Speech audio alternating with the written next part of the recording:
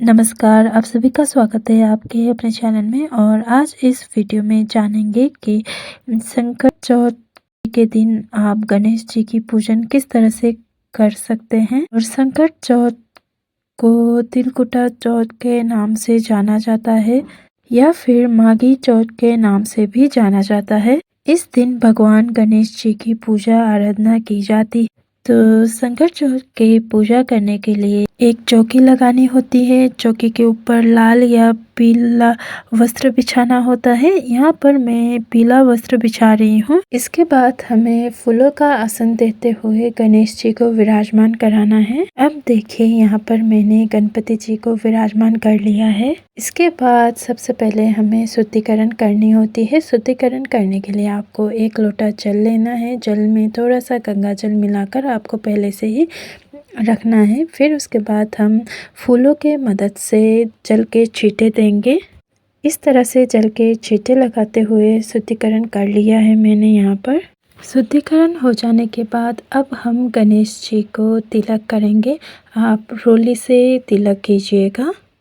और तिलक हो जाने के बाद हम थोड़े से तिल भी अर्पित करेंगे है। तिल अर्पित करने के बाद आपको जनेऊ अर्पित करना है। जनेऊ नहीं है तो आप मूली भी अर्पित कर सकते हैं। मूली को 7 बार लपेटकर आप अर्पित कीजिएगा। फिर इसके बाद हमें देसी घी का दीपक प्रज्वलित करना है। आप तिल के तेल का दीपक भी प्रज्वलित कर सकते हैं।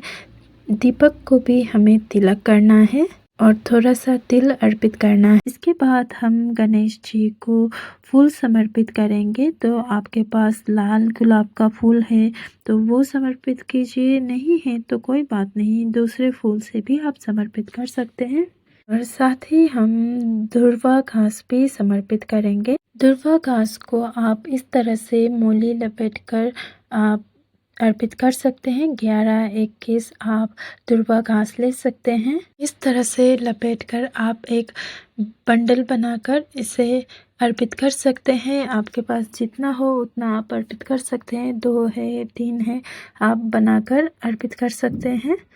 और हम दिए पर भी पुष्प अर्पित करेंगे। फिर इसके बाद हमें 1 लोटा जल लेना है। इसके बाद हमें लेना है तिलकुट। तिलकुट आप तिल और गुड़ से भी बना सकते हैं या फिर आप भूरा चीनी और तिल को कूट के आप इस तरह से भी तिलकुट बना सकते हैं। तो हमें तिलकुट जरूर लेना है। तिलकुट का ही भोग हम अर्पित करते हैं। तो तिलकुट इस दिन जरूरी होता है। तो इस तरह से हमने तिलकुट चढ़ा दिए हैं। इस तरह से तिलकुट अर्पित करने के बाद चढ़ाने के बाद गणेश जी को छुआ के चढ़ाने के बाद अब हमें दक्षिणा अर्पित करना है। जितना हो उतना आप दक्षिणा अर्पित कीजिए। फिर इसके बाद हमें ऋतुफल समर्पित करना है। और भोग अर्पित करने के बाद साथ में हमें कहानी सुनने के लिए साबुत तिल लेना होता है। और थोड़े से हम तिल गणेश जी को समर्पित करेंगे, दिए को भी समर्पित करेंगे। और यही तिल लेकर हमें कहानी सुननी होती है, इसीलिए हम इसे भी चौकी पर रखेंगे। इसके बाद हमें बायना निकालना होता है। सासू जी के लिए साड़ी और श्रृंगार का सामान निकालना होता है। तो ये श्रृंगार का सामान साड़ी के ऊपर रख के चौकी पर ही हम रखेंगे। और इसके बाद जो हमने जल का लोटा लिया है उसको भी हम तिलक करेंगे। आप चाहे तो स्वास्तिक बना सकते हैं। इस तरह से मैंने यहाँ पर स्वास्तिक बना लिया है और चारों ओर तिलक कर दिया है, क्योंकि स्वास्तिक बहुत ही शुभ चिन्ह माना जाता है। इसीलिए हो सके तो आप स्वास्तिक का चिन्ह भी बना लें लोटे पे। इसके बाद हम गणेश जी को धूप दिखाएंगे, दीप दिखाएंगे। इसके बाद हम कहानी सुनेंगे। कहानी सुनने के लिए जो हमने तिल रखा है, साबुत तिल, उसको थोड़े से हाथ में लेंगे और सीधे हाथ में लेते हुए कहानी सुनेंगे। थोड़ा सा आपको इसमें से तिल लेना है और फूल लेना है।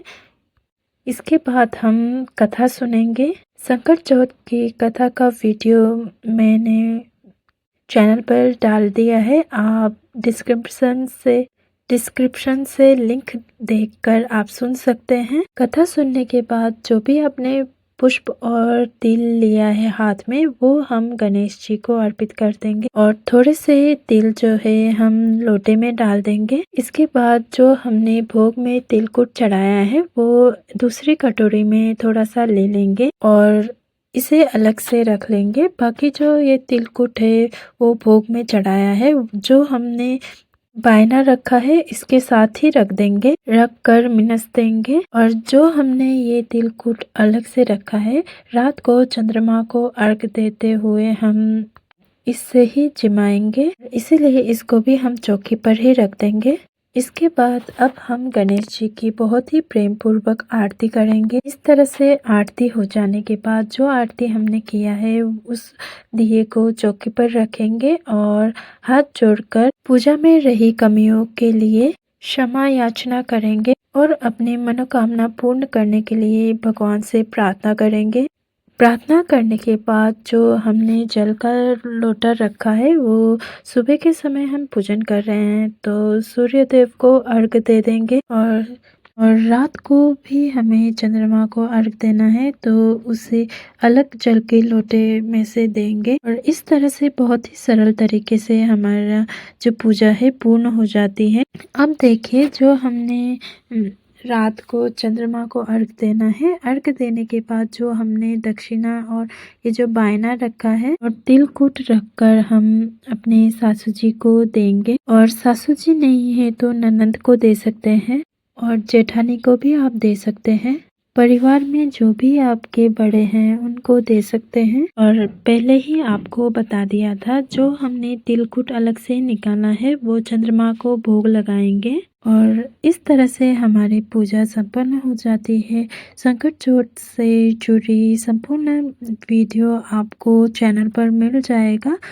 आशा करती हूँ आप सबको ये वीडियो पसंद आया होगा। पसंद आया हो तो इस वीडियो को लाइक कीजिए, चैनल को शेयर और सब्सक्राइब अवश्य ही कर दीजिएगा। मेरे चैनल को अर्थात मेरे वीडियो को देखने के लिए आप सबको बहुत बहुत धन्यवाद।